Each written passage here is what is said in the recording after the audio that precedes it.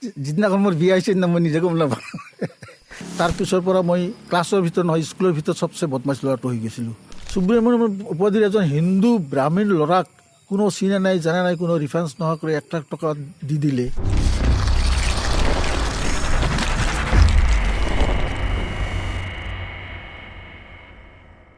নমস্কাৰ, কথা বাৰ্তাৰ আন এটি অনুষ্ঠানলৈ আপোনালোকক স্বাগতম জনাইছোঁ। এই মুহূৰ্তত মোৰ সৈতে উপস্থিত আছে এনে এগৰাকী ব্যক্তি যাৰ নামেই তেখেতৰ পৰিচয়। তেখেতৰ সান্নিধ্য লাভ কৰিবৰ কাৰণে মোৰ বৰ হেঁপাহ আছিল। আজি সেই আশা পূৰণ হ'ল। তেখেত মোৰ বাবে এগৰাকী আইডল। আজি তেখেতৰ নামটো হয়তো মোৰ মুখত উচ্চাৰণ কৰিবৰ কাৰণে বৰ সাহস গোটাব পৰা নাই। গতিকে তেখেতৰ পৰিচয়টো মই তেখেতৰ মুখৰ পৰাই জানিবলৈ চেষ্টা কৰিম।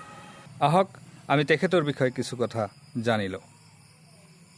নমস্কাৰ ছাৰ, আপোনাক আমাৰ চেনেললৈ স্বাগতম জনাইছোঁ। ধন্যবাদ। যদি বেয়া নাপায় আপোনাৰ পৰিচয়টো আমাৰ দৰ্শকক জনাব নেকি? পৰিচয় বোলাতে নাম মোৰ আৱাল মজিদ, ঘৰ বালাপাৰা, জিলা বঙাইগাঁও, অসম। আৰু বৰ্তমান মই সমাজ সেৱা আৰু ৰাজনীতিৰ লগত জড়িত আছোঁ। আৰু অতীত জীৱনত সাংবাদিকতাও কৰিছিলোঁ। বিশেষকৈ শ্ৰমিক সংগঠন ট্ৰেড ইউনিয়নৰ লগত মই জড়িত আছিলোঁ। শিক্ষাৰ লগতো জড়িত আছোঁ, সাহিত্যৰ লগতো অলপ জড়িত আছোঁ। এনে ক'ব গ'লে যেতিয়া যিটো সন্মুখত আহে, যাক মই ভাল জ্ঞান বুলি সমাজৰ কাৰণে লাগতিয়াল বুলি ভাবোঁ, সমাজৰ কাৰণে কিবা অৰিহণা যোগাব পাৰোঁ নেকি, সেই প্ৰচেষ্টাত বিভিন্ন কামত জড়িত থাকোঁ। ধন্যবাদ ছাৰ। বৰ্তমান নিজকে কি কামত ব্যস্ত ৰাখিছে? এতিয়া মোৰ যেতিয়াৰ পৰা মই বুজা হৈছোঁ, বিশেষকৈ শিক্ষা সাং কৰাৰ পিছত মই সমাজৰ লগতে জড়িত আছিলোঁ, সমাজৰ বিভিন্ন কামৰ লগত জড়িত আছিলোঁ। আৰু তাৰে ফলশ্ৰুতিত মই শিক্ষা জগতৰ লগত এখন ব্যক্তিগত বিদ্যালয়ত মই চলাই আছোঁ। আৰু সাহিত্য চৰ্চাৰ লগতো জড়িত আছোঁ। আৰু বিশেষকৈ সমাজত যাতে কাম কৰি প্ৰত্যক্ষভাৱে কাম কৰিব পাৰোঁ, তাৰ কাৰণে মই ৰাজনীতিৰ লগত জড়িত আছোঁ। আৰু সৰ্বভাৰতীয় সংযুক্ত গণতান্ত্ৰিক মৰ্চাৰ মই কেন্দ্ৰীয় কমিটিৰ উপসভাপতি হিচাপে আছোঁ। আৰু কেন্দ্ৰীয় কাৰ্যালয়ৰ মই তত্ত্বাৱধানত আছোঁ, ইনচাৰ্জ হেড অফিচ। যদি বেয়া নাপায় আমি আপোনাৰ শিক্ষাগত অৰ্হতাটো জানিব বিচাৰিছোঁ। লগতে এই শিক্ষাটো আপুনি ক'ৰ পৰা আৰম্ভ কৰিছে, ক'ত গৈ শেষ কৰিছে? শিক্ষাগত অৰ্হতা মানে মই একচুৱেলি শিক্ষা তেনেকৈ খুব এটা ব্যতিক্ৰমী শিক্ষা মই ল'ব পৰা নাই। তেনে ক'ব গ'লে আমাৰ দিনত মানে যেতিয়া 1960 চনতে মই হাইস্কুলত গৈছিলোঁ। আৰু তেতিয়া চলন্তাপাৰা হাইস্কুল ইয়াৰ পৰা আমাৰ পৰা বহুত দূৰত হৈছিল আৰু যাতায়াত খুবেই অসুচল আছিল, সুচলতা নাছিলে। তেনেকৈ শিক্ষকো তেনেকুৱা নাছিল। নতুন নতুন ভেঞ্চাৰ স্কুল ক'ব গ'লে আমি Chalantapara higher secondary founder student, প্ৰথম বেচ বুলি ক'ব পাৰি। নিজে ঘৰ বান্ধিছোঁ, তেনেকুৱা পৰিৱেশত আমি পঢ়িছিলোঁ। চলন্তাপাৰা হাইস্কুলৰ পৰা পাছ কৰাৰ পিছত তেতিয়া হাইস্কুল আছিল, তেতিয়াৰ পাছত মই BN কলেজ ধুবুৰীত পঢ়িছিলোঁ। কিন্তু মোৰ নিচাটো আছিল সেই সময়ত ভাৰতৰ স্বনামধন্য শ্ৰমিক সংগঠনৰ নেতা জৰ্জ ফাৰ্ণাণ্ডেজৰ সান্নিধ্যলৈ আহিলোঁ। জৰ্জ ফাৰ্ণাণ্ডেজ চবেই জানে, তেওঁ ৰে'ল মন্ত্ৰী আছিল আৰু ডিফেন্স মিনিষ্টাৰ আছিল ইণ্ডিয়াৰ। তেওঁৰ সান্নিধ্যত আহি মই ট্ৰেড ইউনিয়নত এনেকৈ জড়িত হ'লোঁ যে চব জলাঞ্জলি দি মই ট্ৰেড ইউনিয়নতে গতি কৰিলোঁ। চাকৰি জীৱন মোৰ পেপাৰ মিল আছিল, সেই তাকো মই ৰিজাইন কৰিলোঁ। ৰিজাইন কৰাৰ পিছত মেইনলি ট্ৰেড ইউনিয়নে কৰিছিলোঁ। তেতিয়ালৈকে ট্ৰেড ইউনিয়ন কৰিছিলোঁ যেতিয়ালৈকে একচুৱেলি মই AIDF-ৰ লগত বিশেষভাৱে জড়িত হ'লোঁ। আৰু দায়িত্ব ইমান বেছি দায়িত্ব পালোঁ যে মানে ট্ৰেড ইউনিয়নৰ পৰা আৰম্ভ কৰি সাংবাদিকতা এই গোটেইখিনি মই এৰি দিব লগা হ'ল। কাৰণ মই অভয়াপুৰী প্ৰেছ ক্লাবৰো মই 5 বছৰ প্ৰেছিডেণ্ট আছিলোঁ। আৰু এতিয়া মই ক'ব গ'লে ৰাজনীতিৰ লগতে মূলতো জড়িত আছোঁ। কাৰণ মই এটা কথা বিশ্বাস কৰোঁ যে সমাজৰ ভাল কৰিব যাওঁতে আমাৰ যিবিলাক নিৰ্ধাৰিত, আমাৰ যিবিলাক লেট ডাউন পলিচি আছে, এই পলিচিবিলাক যদি আমি বাস্তৱত ৰূপায়ণ কৰিব বিচাৰোঁ তেতিয়াহ'লে ৰাজনীতিৰ বাহিৰে নহয়। কাৰণ আমি কোনোবা চাহৰ দোকান আমি গৰম কৰিব পাৰোঁ আমাৰ কথাৰে, তাৰ কোনো ইম্পেক্ট সমাজত নপৰে। সমাজত পৰিব লগা হ'লে ৰাজনীতিৰ দ্বাৰা আমূল পৰিৱৰ্তন কৰিব পাৰি। সেইকাৰণে মই ৰাজনীতিক ধাৰাটোক যাতে আমি যোগাত্মক দিশত কিবা এটা কৰি যাতে আমি সমাজৰ ভাল কৰিব পাৰোঁ, সেই প্ৰচেষ্টাতে আজীৱন থাকিম বুলি মই সংকল্প লৈছোঁ। শিশুকালটো ক'ত কেনেকৈ অতিবাহিত কৰিছে? শিশুকাল খুব ৰোমাঞ্চকৰ। এইকাৰণে ৰোমাঞ্চকৰ যে ময়ে বোধহয় বহুত কম মানুহ আছে এতিয়া, তাৰ ভিতৰত ময়ে সাক্ষী এটা আছোঁ। আমাৰ অতীতৰ যিটো আমাৰ এই অঞ্চলৰ পৰিৱেশ, আমাৰ ইয়াত হকতবা বুলি এখন গাঁও আছে, ইয়াৰ পৰা 1 কিলোমিটাৰে হ'ব, ব্ৰহ্মপুত্ৰৰ পাৰত আছিল। তেতিয়া তাত আমাৰ ঘৰ আছিলে। তাত না ৰাস্তা ঘাট আছিলে, না কোনো ইলেক্ট্ৰিচিটি আছিলে, না কোনো আজিকালি আধুনিক প্ৰযুক্তিৰ কোনো তাতে প্ৰভাৱ নাছিলে। পথাৰত খেলিছিলোঁ, গৰু চৰাইছিলোঁ, মাছ মাৰিছোঁ, কেতিয়াবা খেতি বাতিত মানে দেখভাল কাৰণে পহৰা দিছিলোঁ। এনেকুৱা এটা পৰিৱেশত আছিলোঁ। আৰু ইভেন কি আমাৰ তাতে সেই সময়ত বিদ্যালয় নাছিল কাষত, একদম কাষৰ যিটো বিদ্যালয় আছিলে আমাৰ খেৰপুঁজিত তাত গৈ তেতিয়া দিনত মই এটা কথা ভালকৈ মনত পৰে যে আজিকালিৰ দিনত যেনেকৈ মানে সাম্প্ৰদায়িক হিংসাবিলাক বা মনত বীজ ৰোপিছে, তেতিয়াৰ দিনত তেনেকুৱা নাছিলে। মোৰ মনত পৰে আমাৰ ধৰ্মত যদিও কি মানে এইটো বাধা, তথাপিও সৰস্বতী পূজাত আমি একদম দৈ চিৰা লৈ গৈছিলোঁ। তাৰমানে তেতিয়াৰ দিনত আমাৰ এইবিলাক কোনো ভাৱ নাই যে কোনো হিন্দু কোন মুছলমান এইবিলাক কোনো কথা নাই। তেনেকুৱা এটা বেলেগ পৰিৱেশ আছিল। লোকৰ ঘৰৰ আম খাই, লোকৰ ঘৰৰ কঁঠাল খাই এটা আনন্দ উপভোগ কৰি গৈছিলোঁ। সেই কথাবিলাক খুব মনত পৰে। মনত পৰিলে এতিয়াও মানে আকৌ ঘূৰি যাব। মই কবিতাত এটা লিখিছোঁ, আইতা বুলি। আইতা বুলি কোৱাতে জুই পুৰি থকাতে হঠাৎ মনত পৰিল যে এদিনাখন মানে এই আইতাৰ লগত জুই পুৱাইছিলোঁ, সেই দিনবিলাক কিমান মধুৰ আছিল। তাকে লিখি সেইদিনাখন মই নষ্টালজিক হৈ গৈছিলোঁ। এতিয়া বৰ্তমানৰ যিটো যান্ত্ৰিক জগত, যান্ত্ৰিক যিটো সমাজ হৈছে, এই সমাজখনৰ কাৰণে একচুৱেলি আমাৰ কাৰণে অচিনাকিয়ে নহয়, অনাকাংক্ষিত যদিও বা প্ৰয়োজন আছে।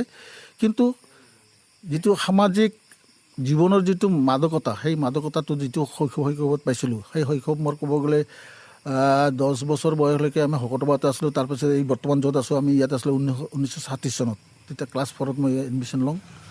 গতিকে সেই শৈশৱৰ যিবিলাক বন্ধু বান্ধৱ আছিলে আজি হয়তো নায়েই বুলি ক'ব পাৰি, চব গুচি গ'ল। 2-এজন যিবিলাক আছে সিহঁতক লগ পালে বৰ মানে নিজে নষ্টালজি হৈ যাওঁ। আকৌ সেই দিনবিলাক যে পালোঁ হয়, তেনেকুৱা এটা ভাৱ হয়। যে এই নষ্টালজিয়াই আপোনাক বৰ্তমান কেনেদৰে আমনি কৰি আছে? না, মোক বহুত আমনি কৰাতকৈ পুলকিত কৰে। আচ্ছা, পুলকিত কৰে এই চেঞ্চত কৈছোঁ যে কেতিয়াবা যেতিয়া মই হতাশ হৈ যাওঁ, কেতিয়াবা যদি এই বৰ্তমান পংকিল সমাজখনৰ প্ৰতি মই আমুৱাই যায়, কেতিয়াবা যদি মই ইয়াৰ পৰা আঁতৰত অকলে থাকিব মন যায়, তেতিয়া মই এতিয়া চব বহুতে আপোনালোকে জানিব যে মই যিহেতু মোৰ ৱাইফ নাই। আজি যোৱা 2019 চনৰ 5 জুলাইত তেওঁৰ ইণ্টাৰকাল হৈছে।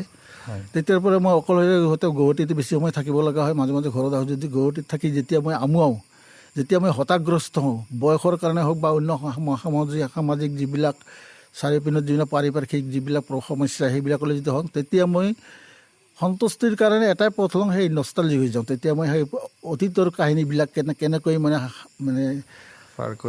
পাৰ কৰিছিলোঁ, কেনেকৈ মানে ৰবাব টেঙা দি আমি ফুটবল খেলিছিলোঁ, ঢপ খেলিছিলোঁ, আজি সৰু যিবিলাক গাঁৱলীয়া খেল মানে বান্দৰ খেলিছিলোঁ, সেইবিলাক ভাবিলে মই এতিয়াও নষ্টালজিক হৈ যাওঁ। নহয়, মই এনেকৈ কল্পনা কৰোঁ যেতিয়া মই সেই সময়খিনিতে আছোঁ নেকি, মই বহুত শান্তি পাওঁ।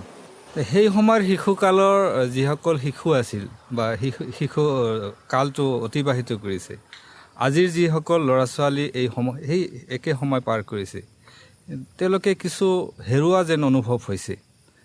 বিভিন্ন খেল ধেমালিৰ নামসমূহ আমাৰ হয়তো মুচি যাবলৈ লৈছে। এই উঠি অহা চাম বা ল'ৰা ছোৱালীবোৰক আপুনি কি উপদেশ দিব?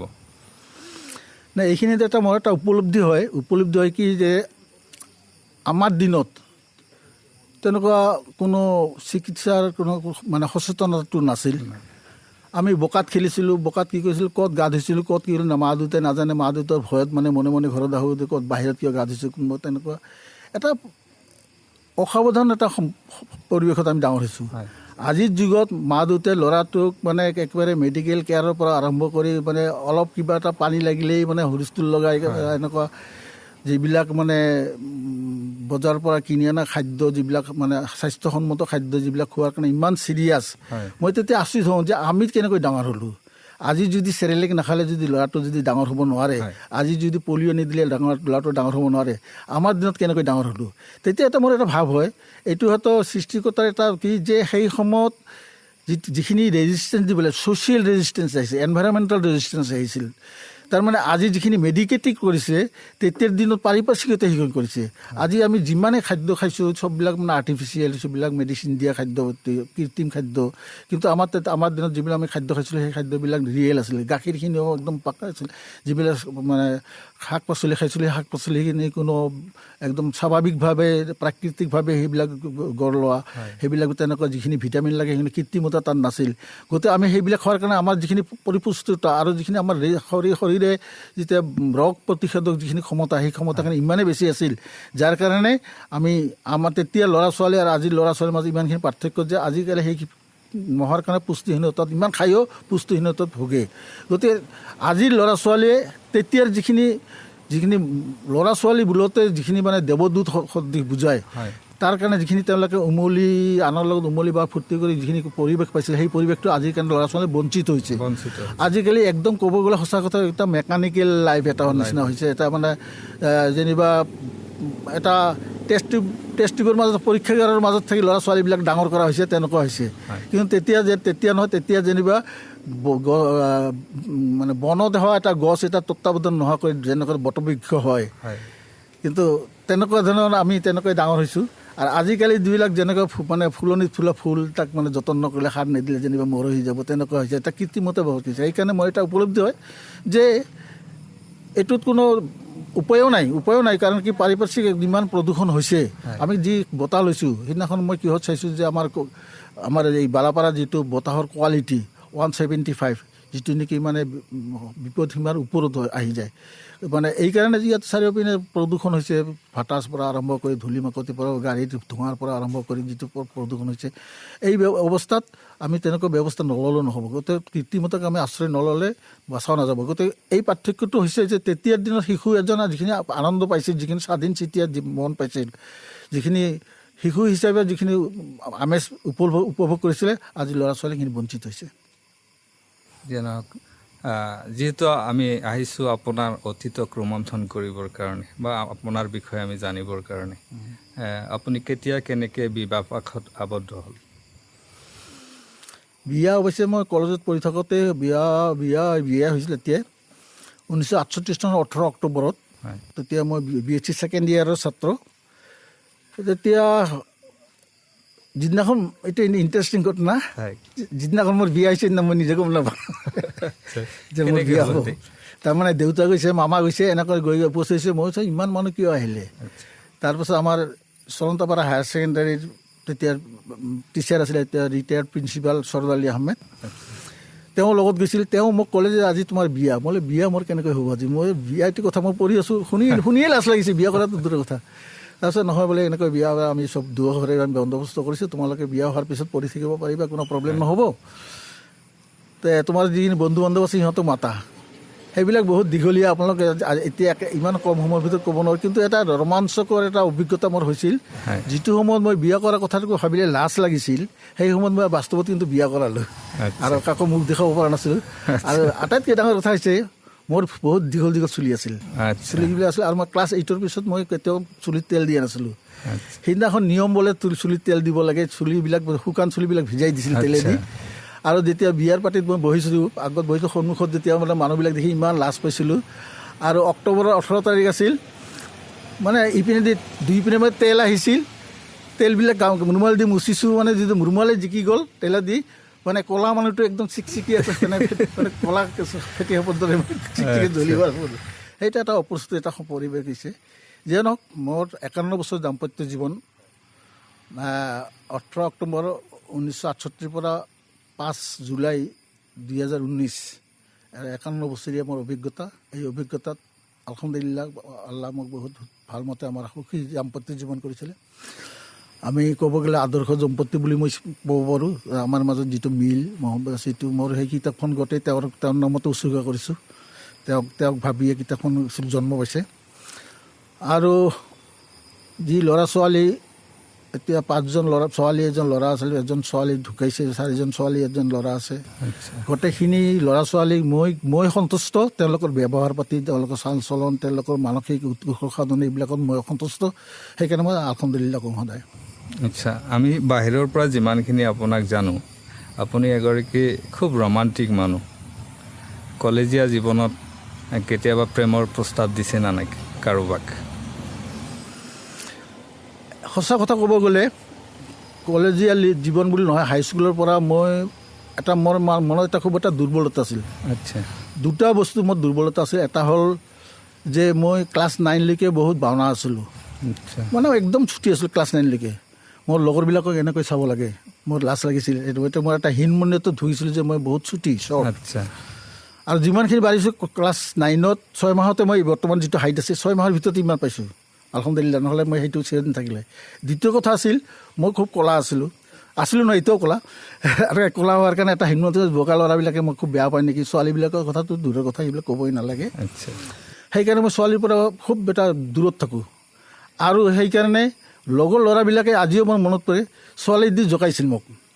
ইয়াৰ কাৰণে আছিল আমাৰ চলন্তাপাৰা হাইস্কুলত তেতিয়া নিয়মীয়া টিচাৰ নাছিল। এতিয়া ক্লাছ 7ৰ পৰা ক্লাছ 10লৈকে তেতিয়া আমাৰ দিনত ছোৱালীবিলাকৰ কাৰণে এলজেব্ৰা ছাবজেক্টটো নাথাকাৰ কাৰণে এৰিথমেটিক এণ্ড ডমেষ্টিক চায়েন্স বুলি এটা অতিৰিক্ত ছাবজেক্ট পঢ়ে সিহঁতে ছোৱালীবিলাকে। আমাৰ স্কুলত যিহেতু টিচাৰ নাই, তাতে আৰু সংস্কৃত আৰু পাৰ্চীৰ কাৰণে টিচাৰ এক্সট্ৰা লাগে, গতিকে এৰিথমেটিক ডমেষ্টিক চায়েন্স পঢ়াৰ কাৰণে তেনেকুৱা টিচাৰ নথকাৰ কাৰণে তেতিয়াৰ হেডমাষ্টাৰ বক্তাৰ হুছেইন চাহাবে মই অংকত ভাল হোৱাৰ কাৰণে মই যেতিয়া ক্লাছ 8ত তেতিয়া 7ৰ পৰা 7, 8, 9, 10 ছোৱালী যিমান আছে টিফিন পিৰিয়ডত সিহঁতৰ ছুটি নহয়, সিহঁতক মই পঢ়াব লাগে। মই ক্লাছ 8তে ক্লাছ 10ৰ ছোৱালীকো মই পঢ়াইছোঁ। আৰু ছোৱালীবিলাক পঢ়াৰ কাৰণে বাকী ল'ৰাবিলাকে মানে মোক বহুত জোকাইছিল। জোকোৱাৰ কাৰণে মই ইমানেই বেল আছিলোঁ যে মই মানে ক্লাছত কান্দি দিছিলোঁ, বহুত দিন কান্দিছোঁ মানে সিহঁতে মোক কান্দালে ভাল পায় বুলি সিহঁতে মানে ছোৱালীৰ দৰে জোকাইছিল। সেইকাৰণে ছোৱালীবিলাকৰ পৰা মই বহুত আঁতৰত থাকোঁ। ছোৱালীবিলাকে মোৰ যদি খাতা লয় কেতিয়াবা, তেতিয়া আমাৰ দিনত আজিকালি ধৰণে ৰেডিমেড নোটবুক নাছিল, টিউশ্যন নাছিল, সেইবিলাক চিষ্টেম নাছিল, আমি নিজে নোট লিখিছিলোঁ। সেই নোটবিলাকে বহুত ল'ৰাই মোক লয়, মই ক্লাছত যিহেতু ফাৰ্ষ্ট বয় আছিলোঁ, গতিকে চবেই মোৰ নোট লয়। কোনোবা ছোৱালী যদি তেনেহ'লে তাৰমানে যিদিনা ঘূৰাই দিব চিঠি আছে চাওঁ ভিতৰত, এনেকৈ মানে বহুত ইনচাল্ট কৰিছিল। আৰু মই ইমান অপ্ৰস্তুত হৈ গৈছিলোঁ, কান্দি দিছিলোঁ। তাৰমানে কান্দিছিলোঁ এইকাৰণে যে মই কোনো দোষ কৰা নাই, মোক কিয় দোষী বনাইছে কিয় এনেকুৱা। কলেজ গৈ হয়তো তেতিয়া অলপ চালাক হ'লোৱে। ক্লাছ 9ত থাকোঁতেই মানে মোৰ এজন বন্ধু নহয়, মোৰ সম্পৰ্কীয় মামাৰ ল'ৰা পাচনীয়া ছৈয়দ আলী আহমেদ, তেওঁ এইবিলাক দেখি তেওঁৰ সহ্য হোৱা নাছিল। তেওঁ ভাবিছিল তেওঁৰ ভাইটিক ইমান জোকাই মানুহবিলাক কান্দায়। তেওঁ এদিনাখন চিনাবাৰী ব্ৰিজ যেতিয়া লোহাৰ আছিল, তাত লৈ গৈ ৰাতি 11টা পৰ্যন্ত মোক বুজাইছিল যে মই যে এই যে মানুহক যে ভয় কৰোঁ এইকাৰণে মানে সিহঁতে লাই পায়, গতিকে মই ষ্ট্ৰং হ'ব লাগে, মই স্মাৰ্ট হ'ব লাগে, মইতো বাকী কোনো গোটেই ক'লা বগাটো এইটো কোনোদিন মানুহৰ হীন মন্যতো ভুগিব নালাগে। And that was my turning point in my life.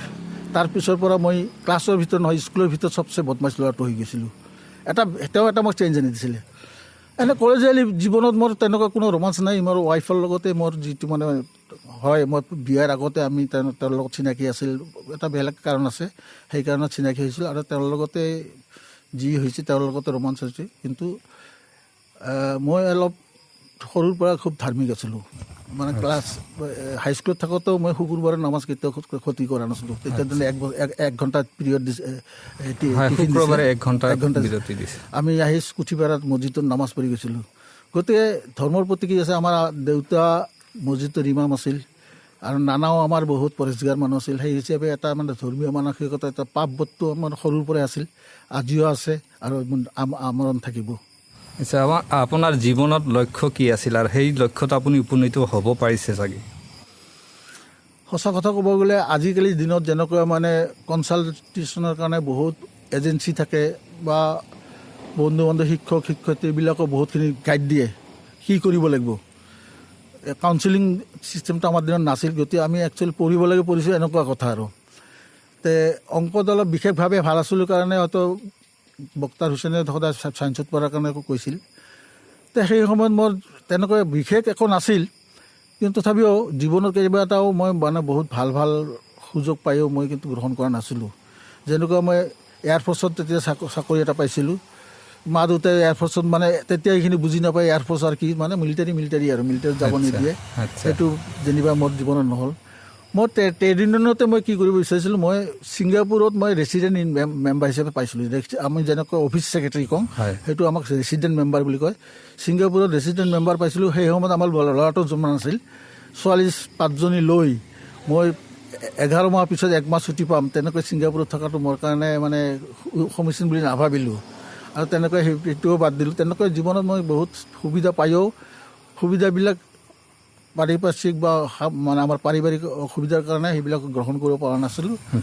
যাৰ কাৰণে এটা গতানুগতিক জীৱনে মই সমাজসেৱাটোৱে মই মূল ধৰি লৈছোঁ। আৰু যেতিয়া মই কলেজৰ পৰা ওলাই অহাৰ লগে লগে তেতিয়া আমাৰ বঙাইগাঁও ডিষ্ট্ৰিক্ট বঙাইগাঁও নহয়, গোৱালপাৰা, তেতিয়া আনডিভাইডেড গোৱালপাৰা ডিষ্ট্ৰিক্ট আছিল, গোৱালপাৰা ডিষ্ট্ৰিক্ট, গোৱালপাৰা জিলা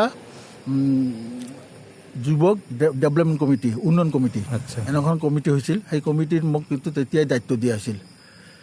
তেতিয়াৰ পৰা আৰম্ভ হ'ল যে বিভিন্ন সংগঠনৰ লগত মই জড়িত থকাৰ পিছত, গতিকে এতিয়া ট্ৰেড ইউনিয়নতো এতিয়া এটা সময়ত মই 14খন ইউনিয়নৰ লগত মই জড়িত আছিলোঁ। জাতীয় বিদ্যালয়ৰ আনডিভাইডেড গোৱালপাৰা ডিষ্ট্ৰিক্টৰ যিমান জাতীয় বিদ্যালয় আছে তাৰ সমন্বয়ৰক্ষী পৰিষদৰ মই 11 বছৰ মই তাতে প্ৰেচিডেণ্ট আছিলোঁ। আচ্ছা বঙাইগাঁও জিলা জাতীয় বিদ্যালয় কোঅৰ্ডিনেশ্যন কমিটিৰ মই 21 বছৰ প্ৰেচিডেণ্ট আছিলোঁ। সাহিত্য সভাৰ মই প্ৰেচিডেণ্ট আছিলোঁ। আচ্ছা তাৰপিছত ইউনিয়নবিলাকতো আছেই। এনেকুৱা বিভিন্ন ধৰণে এনেকৈ মই পঢ়ি গ'লোঁ, মানে সোমাই গ'লোঁ সমাজৰ মাজত, যে মই সময় এতিয়া চলন্তাপাৰাত যিখন মহাত্মা গান্ধী কলেজ আছে তাৰো মই ছেক্ৰেটাৰী আছিলোঁ। গতিকে অভয়াপুৰীত যিখন কন্যা বিদ্যালয় এখন হোৱাৰ কাৰণে কি কৰিছিল, তাৰ প্ৰস্তাৱনা কমিটিত মই আছিলোঁ। কোনোবা হয়তো ৰিফাইনেৰী লাগে তাৰ কাৰণে আন্দোলন হৈছে, ক'ৰবাত ব্ৰহ্মপুত্ৰৰ ওপৰত ব্ৰিজ লাগে আন্দোলন হৈছে, সেইবিলাকতো মই মানে সক্ৰিয়ভাৱে জড়িত হৈ পৰিছিলোঁ। গতিকে বেলেগ চিন্তা কৰিবৰ কাৰণে সময় পোৱা নাই। আচ্ছা সমাজসেৱাটোৱে মেইন। আচ্ছা, আপোনাৰ জীৱনত এনেকুৱা কাম ৰৈ গৈছে নেকি যিটো আধৰুৱা হৈ আছে, কৰিব পৰা নাই? তেনেকুৱা একচুৱেলি ক'ব গ'লে মই বিশেষ তেনেকুৱা উল্লেখযোগ্যভাৱে নাই। তথাপি মোৰ এটা ইচ্ছা আছিল যে ইণ্টাৰনেশ্যনেল কনফেডাৰেশ্যন ফ্ৰী ট্ৰেড ইউনিয়নৰ লগত মই জড়িত থকাৰ এটা প্ৰবল ইচ্ছা আছিল। আন্তৰ্জাতিক যিটো আৰু international confederation free trade union, shortly ICFTU, সেইটো ILOৰ ডাইৰেক্ট মেম্বাৰ হয়। ILO মানে ইণ্টাৰনেশ্যনেল লেবাৰ অৰ্গেনাইজেশ্যন, ৰাষ্ট্ৰসংঘৰ দ্বাৰা পৰিচালিত। তাত মোৰ মানে মেম্বাৰশ্বিপ পায়ো মই তাত কিন্তু যোগদান কৰিব নোৱাৰোঁ। তাৰ মই আটাইতকৈ জীৱনৰ এটা ডাঙৰ আফচোচ থাকিল। মই মানে সেই পৰ্যায়ত মই যাব নোৱাৰিলোঁ। এইটো পাৰিবাৰিক কাৰণতে যাব পৰা নাই হয়তো। যেনক আপুনি এগৰাকী ভাল কবি, এই কবিৰ যাত্ৰাটো কেনেকৈ আৰম্ভ হ'ল? ভাল কবি বুলি ক'লে ভুল হ'ব, ভাল ভাবুক বুলি ক'ব পাৰোঁ। কিন্তু মই ইমান ভাষাবিদ নহয় যে সেই ভাৱবিলাক যেনে মই প্ৰকাশ কৰিব পাৰিম, তেনেকৈ মানে ভবা নাছিলোঁ।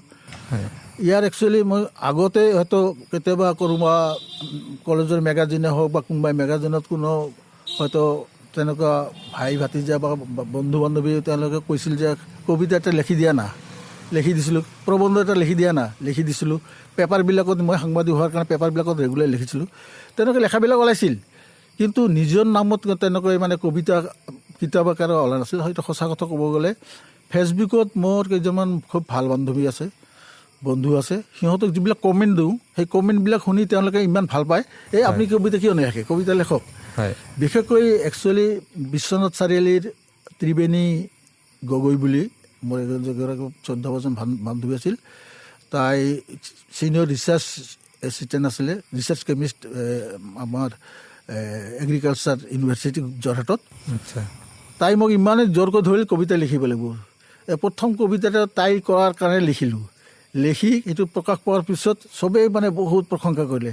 তাৰপিছত জোৰ দিলে মিনিমাম 40টা কবিতা লিখিবই লাগিব, জোৰ দিলে তেতিয়াহ'লে এখন কিতাপ হ'ব। আমিনুৰ ৰহমান বুলি নগাঁৱৰ এজন অসমীয়া কবিতা চৰ্চাৰ তেওঁৰ যিটো গ্ৰুপ এটা আছে, এই গ্ৰুপত প্ৰায় 78,000 মেম্বাৰ। সেই মেম্বাৰ তাতে মই মেম্বাৰশ্বিপ ল'লোঁ। মেম্বাৰ লৈ তাৰপিছত কবিতা লিখিব আৰম্ভ কৰিলোঁ। তেনেকৈ 40-42টামান কবিতা হৈ মই পাব্লিছ হ'ল। পাব্লিছ হোৱাৰ পিছত সিহঁতে বিৰাট জোৰ দিছে যে প্ৰথম কবিতা পুথিখন হোৱাৰ পিছত শান্ত হ'ল নহ'ব, আকৌ এখন কবিতা লিখোঁ। এতিয়া মই নেক্সট কবিতা লিখাতকৈ কবিতা মাজে মাজে লিখি আছোঁ দুই এটা, কিন্তু মোৰ আত্মজীৱনীৰ টুকুৰা খবৰবিলাক গোটেইখিনিতো আমাৰ মনত নাথাকে। মই অৱশ্যে ক্লাছ 10ৰ পৰা মই ডায়েৰী ৰেগুলাৰ লিখোঁ। ডায়েৰীবিলাক আছে, কিন্তু ডায়েৰীবিলাক সংক্ষেপে কিছুমান কথা লেখা থাকে, সম্পূৰ্ণ নাথাকে। তথাপি আত্মজীৱনী লিখিবলৈ আৰম্ভ কৰিছোঁ মই। আচ্ছা, যদি আমাক এফাকি কবিতাৰ কলি যদি আবৃত্তি কৰি শুনালেহেঁতেন। কবিতাখন দেখাই লৈছোঁ প্ৰথমতে। হৃদয়ৰ স্পন্দন। হৃদয়ৰ স্পন্দন। বৰ্তমান সময়ত যেনেকৈ আমি ইমান দিনে ভালে আছিলোঁ, কিন্তু এতিয়া সমাজত যেনিবা ক'ৰবাত এটা কেৰণ হৈছে, ক'ৰবাত যেনিবা নিজৰ মানুহবিলাকৰ মাজত এটা সন্দেহৰ বীজ হয়, কেতিয়াবা নিজকে অসুৰক্ষিত বুলি ভবা যায়। তাৰ ওপৰতে এইটো লিখিছিলোঁ। ত্ৰাসিত খন।